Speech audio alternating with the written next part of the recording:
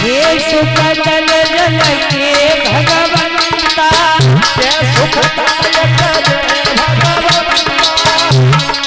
हम पे करो अनुग्रह जनता हम पे करो अनुग्रह जनता जय होई यशुराई मोह भीड़ पड़ी अति भारी के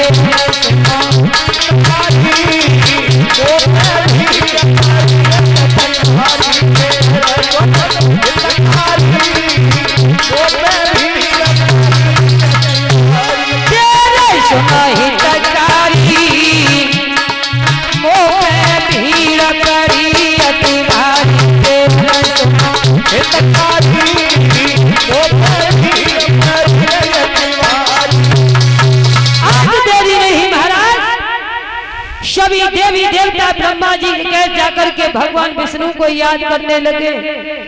आइए प्रभु, अब ये दुर्दशा देखे नहीं जाती है, चारों तरफ अधर्म ही अधर्म दिखाई दे रहा है। एकदम से आकाशवाणी हुई है पृथ्वी मां, हे भक्तों मुझे क्यों रुला रहे और बोले हैं कि भक्तों सब निश्चिंत रहो,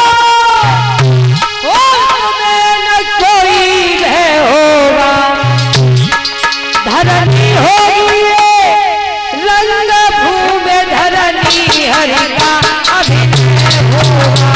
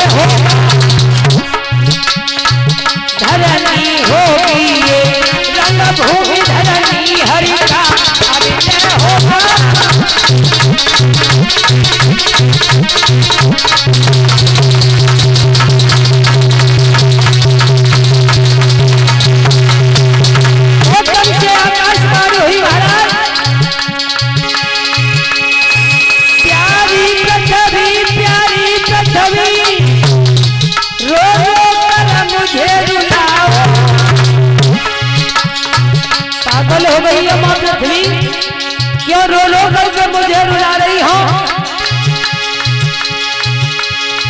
प्यारी पृथ्वी मैं तेरा पाप मिटाऊंगा, दशरथ के यहाँ राम बन के अतिथि गई आऊंगा।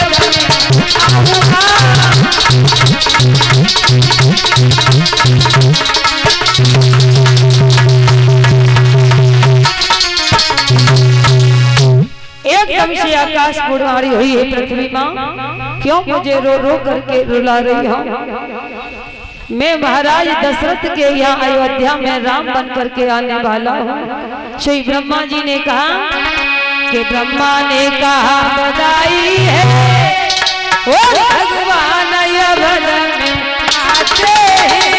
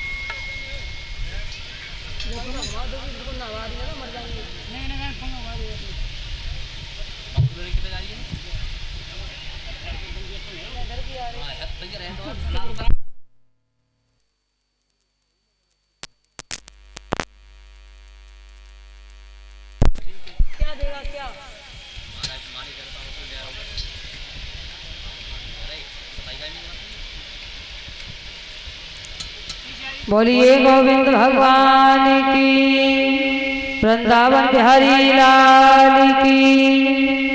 व्यास नंदन श्री सुखदेव जी समझाते हुए बोले हैं कि हे राजन परीक्षित, आज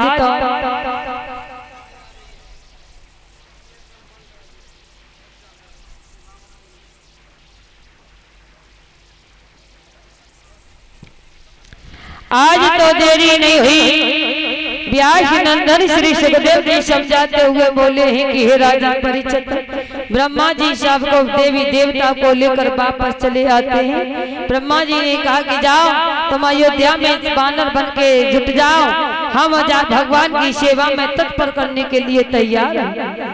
महाराज आज तो सभी देवी देवता लौट आते, गैया मैया भी लौट आते हैं। इधर महाराज दशरथ एक दिन शिकार खेलने के लिए निकले। जब शिकार खेलने के लिए निकले हैं, देरी नहीं हुई है।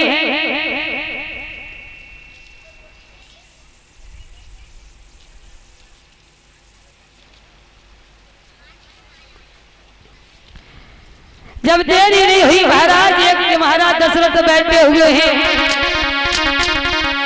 कि उसी तपोभूमि पर एक दिवस और बट के नीचे बैठे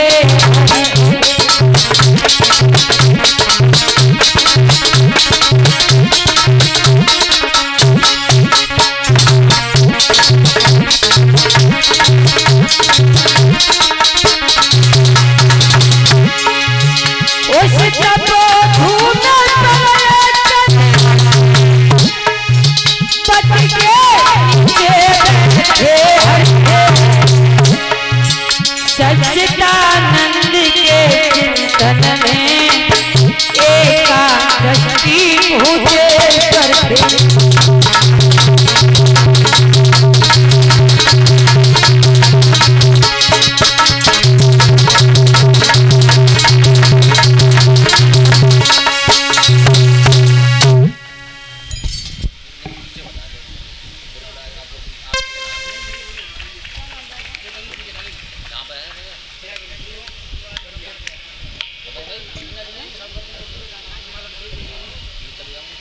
और देखिए ये हमारे गले में नोटों का हार आया है, जो श्रीमान जो हमारे हरिंदर भैया है, उनकी ससुर जी यानी जयवीर सिंह बघेल गड़िया से एक बार जोरदार तालियां बजा दें।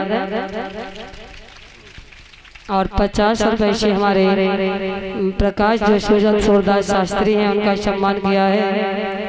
कामना करते हैं भगवान हर इच्छा पूरी करे, समाज में सम्मान मिले। बोलिए आनंद कंद भगवान की। व्यास नंदन श्री सुखदेव जी समझाते हुए बोले हैं कि हे राजा परीक्षित, इधर महाराज दशरथ एक दिन शिकार खेलने के लिए जंगल में जब गए तो क्या देखा, एक हिरनी सामने पड़ जाती है।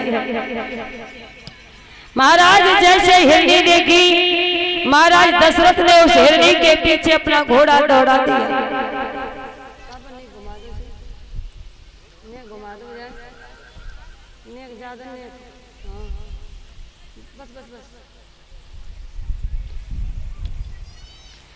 जब हिरनी पर मेरे भैया नजर गई, महाराज दशरथ ने घोड़ा अपना हिरनी के पीछे दौड़ा दिया।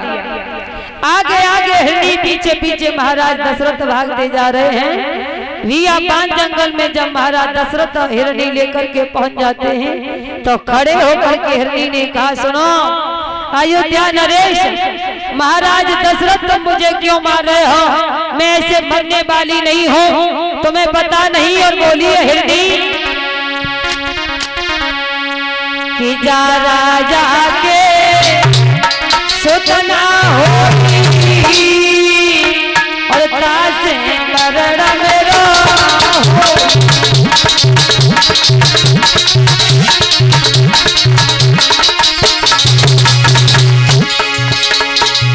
हिरनी ने कहा,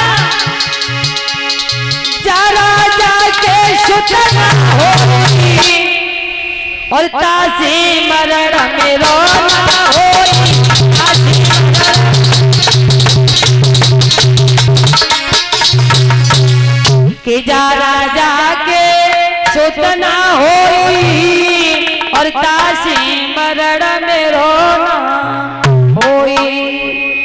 हिरनी ने कहा है अयोध्या नरेश क्यों मेरे पीछे पड़ गए हो? जो निर्वंशी होगा, जिसके संतान पैदा नहीं होगी, जिसके घर में बेटा बेटी नहीं होगा, उसके द्वारा मेरी मौत कभी भी नहीं हो सकती है। महाराज दशरथ खोपड़े को पकड़ के बैठ गए और कहा कि अब पहले तो मुझसे लोग निर्वंशी कहा करते थे, अब तो जीव जंतु पशु पक्षी भी निर्वंशी कहने लगे। महाराज दशरथ खोपड़े को पकड़ के बैठ गए और रोने लगे। महाराज जैसे ही महाराज दशरथ रोए, लौट करके अपने घर चले आए।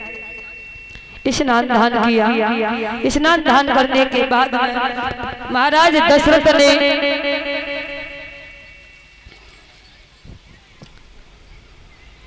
राज वस्त्र पहन करके महाराज गुरु वशिष्ठ की कुटिया पर पहुंच गए। जैसे ही गुरु वशिष्ठ ने देखा, दशरथ तुम पहले आते थे तो तुम्हारा चेहरा फूल की तरह खिलता था, आज तुम्हारा चेहरा क्यों मुरझाया हुआ लग रहा है? क्या कारण है? जब ये कहा कि क्यों मुरझाया हुआ लग रहा है महाराज, तब दशरथ ने कहा कि क्या बताऊं गुरुदेव, पहले लोग मुझे निर्वंशी कहा करते थे, आज तो मुझे जीव जंतु पशु पक्षी भी निर्वंशी कहने लगे हैं, इसलिए मैं कुछ अफसोस में पड़ा हुआ हूं, इसलिए कुछ मैं अफसोस में पड़ा हुआ हूं। श्री महाराज आज तो इतनी बात सुन करके गुरु वशिष्ठ ने कहा और बोले कि चलने वाली है बंसबेल, शोभत की विशल चाल हो,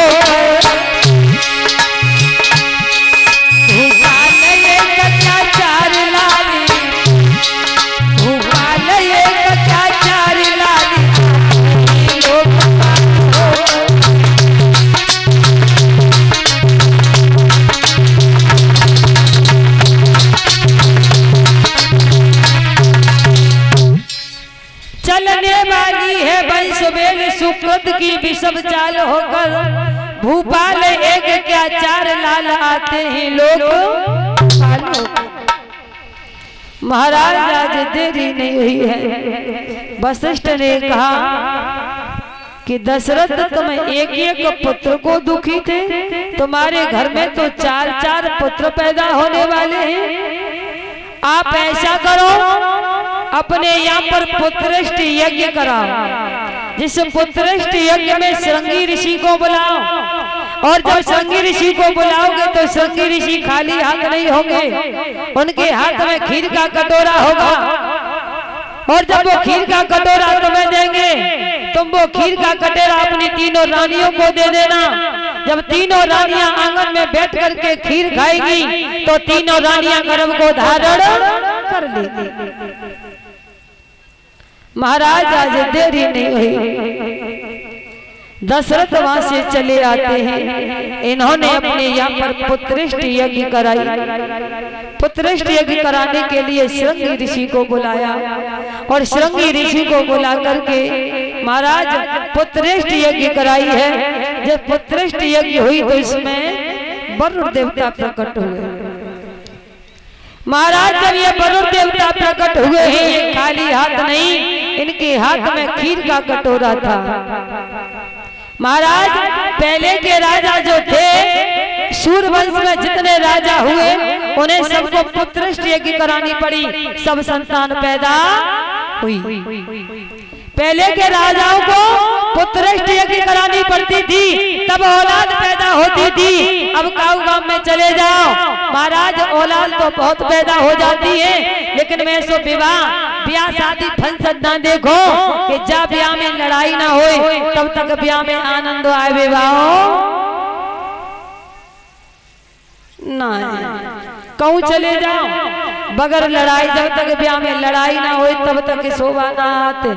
कारण है ना, बिन्ने ठेका पे पहुंच गए, लान में लग गए, बिन्ने 2 पौआ जेब में डाल ले, 2 पौआ लगा ले, बैठ के आराम से फिर भी नहीं चढ़ गई आराम से। जब भी नहीं चढ़ गई तो फिर भी नाचन लगे रहे। इतनो नाचे के इतनो खर्चा नीचे कर दो। फिर भी नहीं जी नहीं पतो कि मेरो पैंट उतर गो के जूता कौन खोए गो।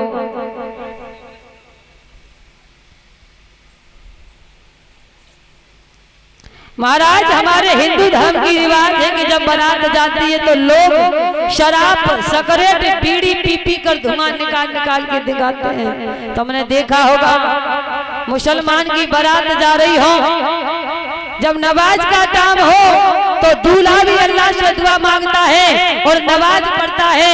और जब हिंदू की बारात जाए तो पी पी पौआ देखो बारात में जूता बजता खूब। और तुमने देखा होगा, कहीं भी देखा होगा, मैंने ऐसा नहीं सुना। कहीं जाओ चाहे बारातिया लाखों पिटियाएं, पर घरे आके जय कहेंगे कि सारे लोग हमने डांट डांट के मारो चाहे पिट के आए।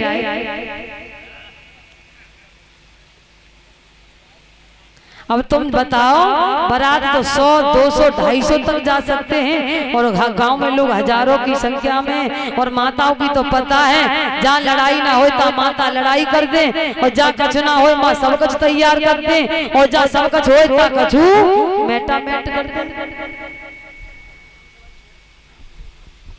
महाराज इसलिए हिंदू धर्म अपना पीछे बढ़ता जा रहा है कि हम तुम भगवान भक्ति से जुड़ते नहीं हैं, हम तुम अंधकार की पूजा कर रहे हैं, बुरे कर्मों में फंसते जा रहे हैं, अच्छे कर्मों को अपना नहीं पा रहे।